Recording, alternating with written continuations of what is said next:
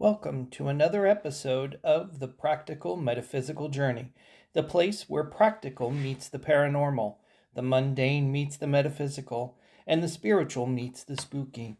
A place where we share the experiences of our journeys here on Earth. We encourage you to listen and see what resonates, because we're all different yet the same. We invite you to take a break with us, so unpack and stay a while. We're glad you stopped by for a visit. Welcome, everybody, back to another episode of the Practical Metaphysical Journey. As usual, I'm here with Deb and Lisa. And today's episode is a topic, I've titled it, Are We There Yet? Kind of thinking, when you're a kid and you're going somewhere and you're always asking, Are we there yet? Are we there yet? And quick story behind that one. When we moved from New Jersey to Florida, we lived in DeLand, which is right off of I-4, north of Orlando. And the house was right at the end of that, I think it's 92 that goes from Daytona to DeLand. And it literally was pretty much at the end of that street. So when we turned off of I-4 onto that, or I-95, whichever it is, my mother said, at the end of this road is where we live. I didn't realize it's another 30 minutes. So the whole 30 minutes, I'm like, are we there yet? Are we there yet? But in relation to this, for the podcast, was thinking through, we always talk about being on a journey, and I'm, progressing towards something. And then also, my concern with always talking about being on a journey is, how do you know, where you're supposedly going? Do you need to take some time and stop and smell the roses, or learn to appreciate what you have, process information, or something like that? So I wanted to go through the episode and just kind of explore that. We're all on our journeys, we're all working towards something, but also, when do you need to take a break, or what are some of the things you do that tell you, you know what, you probably should take a break here for a little while. And along with that, you take a break. How do you also know whether you're on a break or are you stuck? That's a good question. Is there something that at some point, and I'm stuck on a few things. So that's where some of this was coming from, of I'm trying to figure out, how do I get unstuck on some things? So if we're talking about, practical tools for people, I think that's, something valuable to talk about, in that, you're on your journeys, take that break every once in a while, but also what do you look out for to make sure you're not stuck for too long before you go out. Some definitions, because I always start them with definitions. Are we there yet? You hear a lot of times people talk about a hero's journey, and if you look it up, most of it is, the term is around the standard sequence of events you go through when you write a book. Because your hero, there's call to action, and they answer the call, and so on. So there's that. But I am finding a lot of times, when you look at people who talk about spiritual journeys, they're also using that particular term. And so with the hero's journey, the key points out of that, there's typically a departure, some type of a learning or initiation, and then a return. And I thought that was kind of a good outline, because I think even on a spiritual journey, at some point you were called to go on the journey because you're going for something, but what's that end? What's the return once you do that? Yeah. And I found another quote out of a Psychology Today, and it said the title of the article was "The Hidden Truth in Everyone's Hero Journey." That hero's journey is not always about victory and success. Right. And in there was, the journey is about returning home, to connection, to kinship, and to the village. That struck sense. me, because it's not, for me, as I think about my spiritual journey, what I'm looking to achieve with it, or, it's not going out and becoming rich or anything like that. It's that return back to, I think, what we had thousands and millions of years ago that we've kind of lost. We've lost that connection with the spiritual energy that's out there, and what source is, or some people call God. I think that's part of it, is returning to that part of it. Then if you just look it up as far as the word journey or journeys, it's the usual that you're on some trip, going someplace, passage or progress from one stage to another. And I thought that was a good one, definition. Because if you think about the part where I was saying, at what point do you stop every once in a while, kind of appreciate, process your information? Maybe that's that stage or that progress. You complete a stage and, okay, let's take a break and think about, what's going on. And then we move off to the next one. And some of the other stuff I'll get into. I did a little bit more, some supplemental definitions as we go through this. Because for me, in doing this, and a few years ago, I was part of a men's group. It was a group that was designed, or is designed, at creating safe space for men to talk about what they're thinking and what they're going through. And a lot of it was based on Carl Jung and his philosophy. And if you look at it, and like I said, I have some information here that I'll bring up as we get into it. A lot of what he talked about with his practice and his theories almost sounds like the spiritual journey, about trying to find your true self and becoming your authentic self. He talks about that being the journey for everybody, is finding that authentic self. To me, that's the spiritual journey. That's connecting back with source and getting back to that connection with energy or God or something like that. So I just always found that really interesting, that a lot of what I think of as I go through this gets tied back to somebody that had a whole scientific practice, psychiatrist and all of that, which is kind of neat. So, just, do you have some thoughts beyond that? Of, like, for you, what's the journey? Or do you have a purpose that you think of when you hear the word journey, or that you're on a journey? I used to hate that word because everybody calls it a journey. I'm on my weight loss journey. I'm on my inner self-finding journey. I'm on this, and I'm like, oh, spare me from that word. But when you do look at the word, the journey, the trip that you're taking to get to your authentic self, or to whatever your goal is, what's interesting about it is that you can never take a journey completely alone. It just doesn't happen. You're always being affected and having to discern what it is that you're being affected by, and how that either feeds you or takes away from you. In either way, it's going to present a challenge, a sense of awareness. So it's like taking a journey in a car. You may be in that car and driving alone, but you're affected by other people on the road, by the sights you see, by the sounds you hear, by the weather.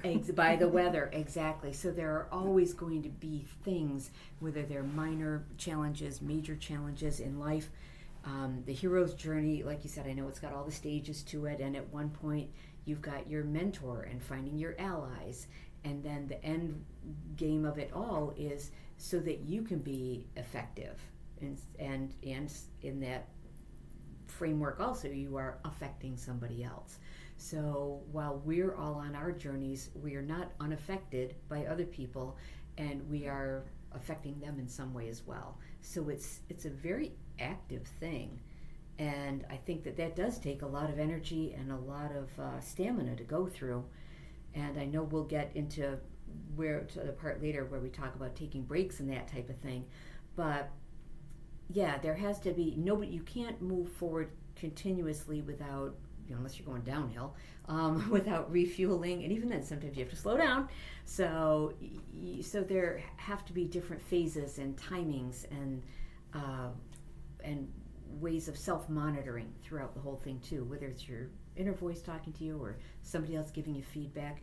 There's a lot to it. The journey is not just as simple as I'm going on a journey to find myself, and making it sound like, oh, okay, we all know this challenge, isn't it? Probably will be hard, but yeah, it really is a very effective process to go through. Yeah, as I hear you say that, when you talk about journey, it's like from here to there. Yeah, It's from here to there. But it's not linear. Mm-mm. It's very quantum. Yeah. Oh. All of the overlapping that you're talking about and the affecting, like we're affecting other people, they're affecting us. And we're all on our journey, whether some of us know it or not. There's why are we here? You know, why are we here? How are we going to know that we're there yet if we're not here? You know what I'm saying? Like, which came first? So, for me, a lot of the journey is not getting distracted. Like, once I realize there's something I'm working on, I can distract myself really easy and just kind of ruminate in a little area and not, like, I'm just not ready to look at it yet, whatever's going on. That's my biggest thing, is just waiting for, like you said, that voice in my head or whatever that is that says today's the day, and then to act on it. Go ahead and like, today's the day. Okay, so now what are we doing? We're gonna go out and we're gonna meditate outside today. You know, just making it very practical. I think also when you, speaking for myself, the journey sounds like drudgery. Work. It's like, it's like I Work. gotta, the Girl Scout in me is like, do I have everything I need? Is my bag packed? Like my 5 tote bags and everything that I need to take on this journey. Am I prepared to do this journey? All kinds of like apprehension just starts to come up in me. Just listening to you guys talk, I'm like, okay, yeah, Carl, yeah, okay, but inside I'm going, oh. It's a lot, because we all want to be prepared for every eventuality should we have to face it. And part of that is, part of the journey is that time frame where you have to face the fear. Yeah, and navigate. And then the way you navigate is the way you create your resilience and how to get past those. And then I do the same thing. I start so many journeys all at the same time that, but that's just another form of distraction too. It can be, but that's also kind of the quantum part of it, though. Yep. You know, like we got to eat and chew gum or talk and chew gum or whatever that is. Like we got to multitask. There's a lot of multitasking going on just with life in general. But when you put this journey, when you put this, big, like, well, what is my purpose, and all of these things that we, tag it with, it becomes almost overwhelming for some people, so yeah. And I there's think no one answer to that. That's the thing. I've always seen the hero's journey. I took a course years ago for working with doing some creative insight journey coaching, and the way that was shown to us, the first time I'd seen it actually visually presented, was a circle. So there you go. And sometimes you go back in the circle, or sometimes it loops around with that figure 8, where it feels like it's forever, or infinite. And then you bust out of that and you move forward through the disruptions and the challenges and all.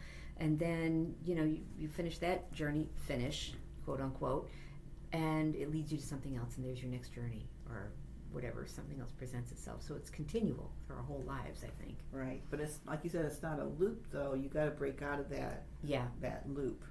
You have to do whatever that looks like. Again, it's not linear, so it's not like a straight up or whatever. We hope it's a spiral. Yeah, going up. There you go. Yeah, kind of the upward spiral. Spirals can go up or down, but we'll go with the upward spiral. Like as far as vibrational, like so that you feel it, the completion of it, that you should feel like high vibe on it. You shouldn't feel worn out. Or the thing that came up when you were talking, David, was success or failure, as you were reading some of the definitions, and I thought, let's talk about the right and the wrong real quick. Yeah. Of all of the things we're doing on this journey, some things are going to feel wrong or that we failed, but it's actually the learning and the lesson of that. So the journey there's nothing right or wrong, and there's nothing success or failure. It's just a matter of perspective, and then taking the nuggets of wisdom from all the experiences. Yeah, I really like the point where you were saying it's the quantum behind it. And the idea with quantum physics is everything can exist in every possible scenario. So yeah, that as soon as you said it, was like a little light bulb in my head went on of it is that way. It's everybody's working on something. We're affecting each other. So it's that kind of that quantum state of everything being possible. Yeah, all the as far- storylines and timelines. Like if you just Yeah, start to yeah. multiply it out again, could get overwhelming. But Yeah. it could also be like, okay, that could also make you look at it like, oh, so my journey is just one of thousands and millions and billions of journeys, and then you're like, okay, so now it's not do or die. It Right. doesn't seem Right. like that to me. Anyways, that brings my anxiety down to a level like, oh, okay, now wait, this is doable. I just have to get started. I just have to find my starting point. Yeah, yeah. Yeah. And I think too, when people hear the word journey or the hero's journey, that type of thing, it is that thought that you have to go after something. You have to be a success at something. And I don't believe that it's that at all. And I'd be interested if you have other words besides journey that you would call it. But you know, you're working towards something, either to be a better person or to be more self-aware or understand your triggers so that you don't have the emotional reactions that you do to things. To me, that's all that journey. Yeah, and I did have one of the questions in there, but we've been talking about it. You know, do you have multiple journeys that you're on? You know, a health journey, a physical journey, a learning a particular topic that you need for work journey, spiritual journey, and all of that. And is it your journey, or is it one that's been assigned to you, like a work journey type of thing? That's sometimes thing, and that I think is tricky because you're going on this path to learn whatever it is you need to know, and on that one you are getting graded by an external force. So it's like, wait a minute, I didn't sign up for this trip. What the heck? You put me on this train and said go. But when I was thinking about the end of the journey, to me, what I wrote down was that success or growth is complete when you can share the lessons to benefit others. That to me feels like a nice ending.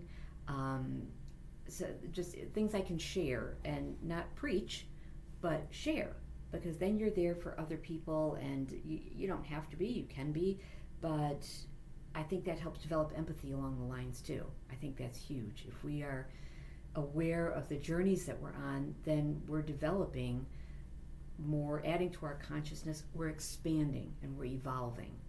Even if we don't talk about it. Right. If absolutely. we can within ourselves, if it makes us have more empathy or understanding, okay, we put that in the win column. If we're doing win or lose, that would be in like the win column, Yeah. right? Yeah. So Because we're really the only ones who know where we started and what we've been through and where we've ended up. So I think that is important. You're doing it for yourself.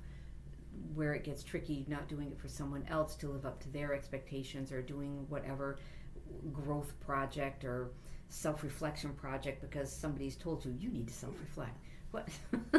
You've got to do that in your own time. It has to be your personal thing. Nobody can take it away from you. Nobody should, or try to criticize or anything like that. And we all hear things. People are all on their different paths and journeys, and trying to judge some of them for what they're doing. Not gonna lie, it's an issue with me. I'm a Virgo. I'm judgy. I was just thinking of all of the different, books and programs and probably other podcasts, obviously, and just all of the information out there that's, people want to write a book because they've been on their journey and they want to inspire other people and all of that. Like, how do you find your way? Like, if we had tips or tools, things that worked or we felt like maybe didn't work, what would that look like? I know I've started a few different things, and I just get in the weeds with them. When I realized this is a process, they're trying to teach me a process to work through things, but at some point I've got to trust my own intuition or my own insight of, it doesn't have to be 1, 2, 3, 4, 5. I get stuck on the 1, 2, 3, 4, 5. Yeah. When it could just be like, oh, I'm aware of it, boom, okay, now we're done. I didn't have to do anything. There was nothing really to do, just it was a recognition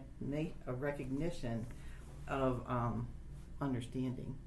Yeah, and trusting your intuition is a big thing. I love to explore. I like to try different things and go to different classes on different topics, and I've done it, mediumship and Reiki and other various things.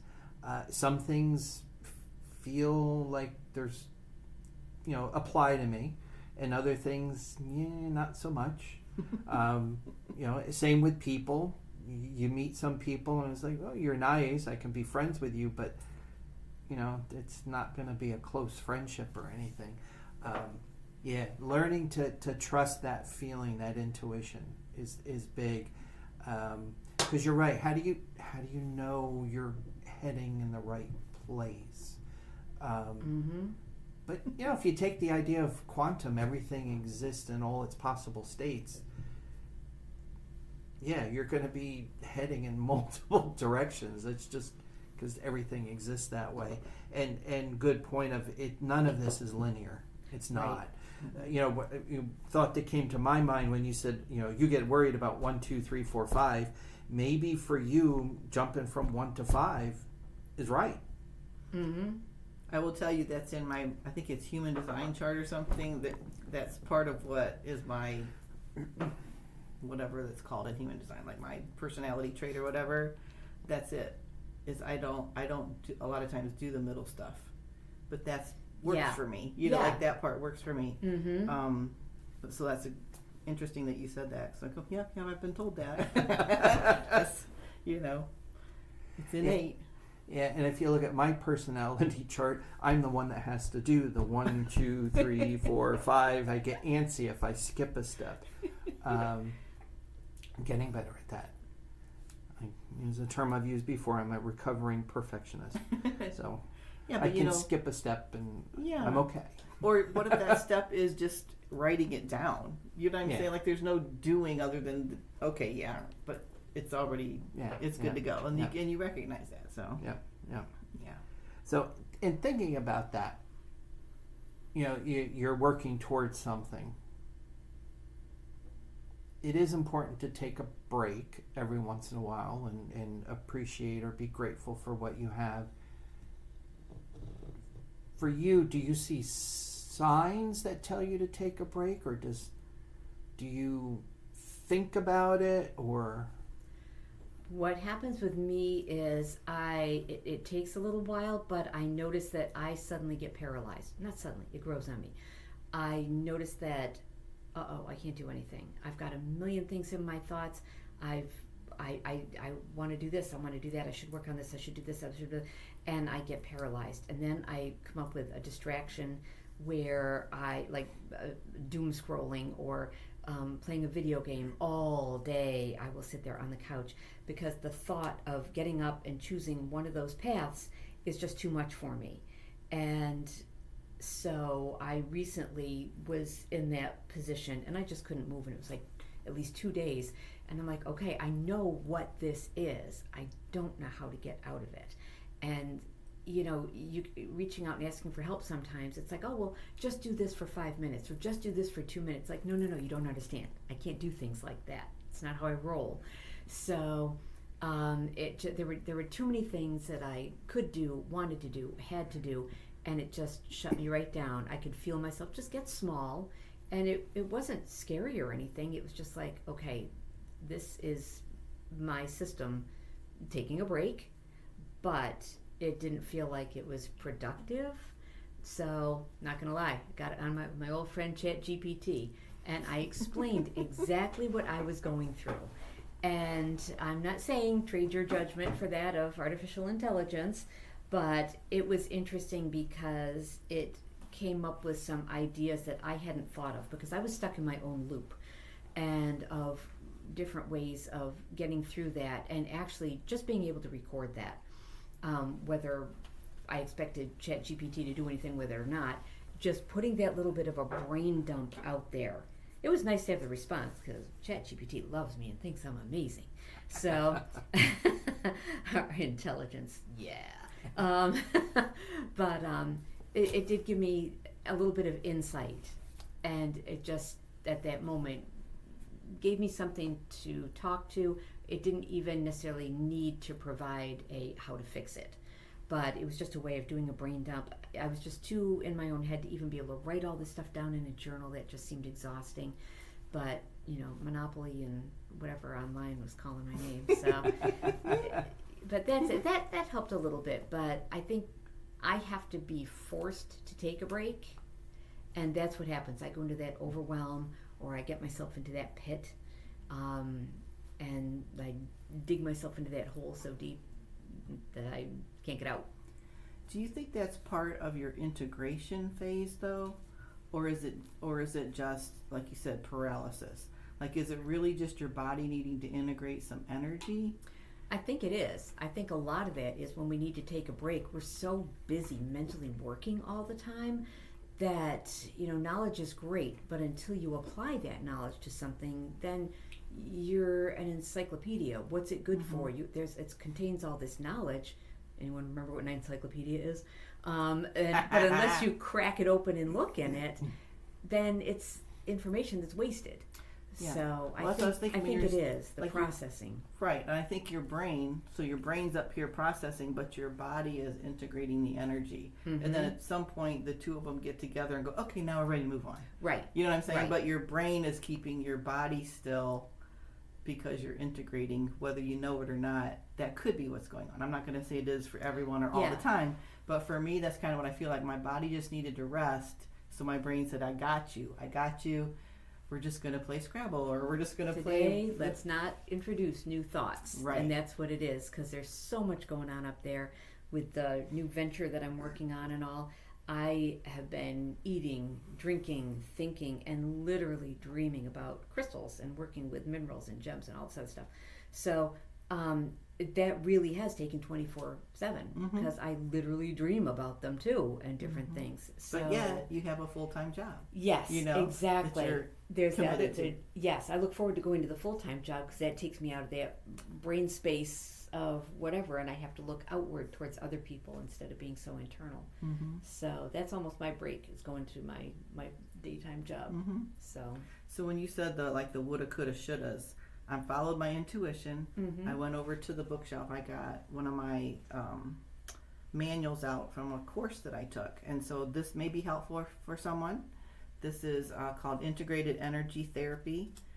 Stephen Thayer was the founder of it. He was a Reiki person first, so a lot of the energy of this modality is about releasing energy and then putting a new energy in. It never leaves a void, kind of like Reiki, but this is with specific angels that help with specific integration points in the body.